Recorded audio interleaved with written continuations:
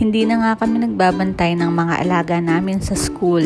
Kaya eto ko, pagkatapos kong maihatid si Kuya Gray, agad din akong bumabalik para naman asikasuhin si Blue. Buti na lang, mabilis na kapag-adjust sila Gray at yung mga classmate niya.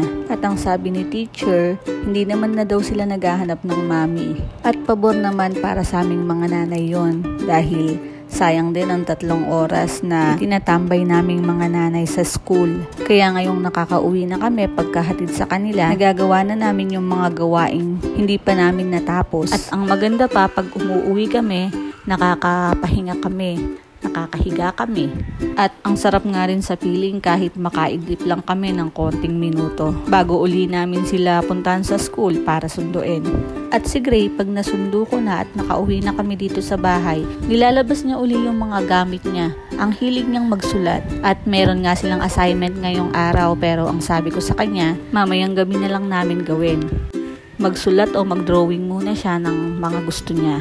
Saka pinaglalaro ko rin siya sa labas pagka nagsawa na siya sa pagsusulat. Para naman hindi siya madrain na puro aral na lang ang ginagawa niya. At pagsapit nga ng gabi, kapag nakakain na kami at nakapunta na kami sa kwarto, habang tulog si Blue, sinasamantala namin na gumawa ng assignment niya para makapag-focus ako sa pagturo at walang nanggugulo. At ngayon nga na literal na hatid sundo na lang ang ginagawa namin kay kuya, paminsan-minsan isinasama ko na si Blue sa paghatid or pagsundo sa kuya niya.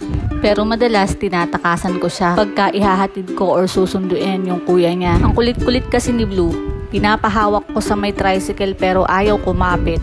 Baka mamaya masubsob pa pag biglang nagpreno ko.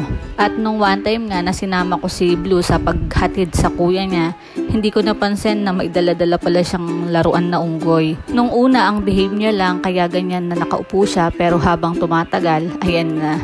Nagsisimula na siyang maglikot. Habang hinihintay namin na makumpleto sila Gray na magkakaklase, si Bluetooth naman nililibot na yung classroom nila Gray at pinapakialaman na rin lahat ng mga pwede niyang pakialamanan. Kahit na ganitong may kahirapan yung age gap ni Gray at saka ni Blue dahil nga sa time na kailangan kong turuan yung isa kaya lang hindi ko magawa dahil may isa namang nanggugulo, okay lang. Pasasan ba't magsisilakihan din sila. At kapag nga itong si Blue ay naipapasok na rin namin sa school, doon na rin yung time na babalik na rin siguro ako sa pagtatrabaho. Nakakamiss din kasing maging isang empleyado at kumita ng sarili mong pera. Pero sa mga mommies na hindi yun magawa, okay lang, huwag kang mag-guilty. Huwag mong madaliin dahil darating ang araw na pag malalaki na sila, doon, pwede ka na uli bumalik sa pag-work. Dahil ang pera, anytime pwedeng kitain yan. Pero ang pagiging bata nila, hindi na yon maibabalik pa. So, ayun lang naman. Salamat. Bye for now.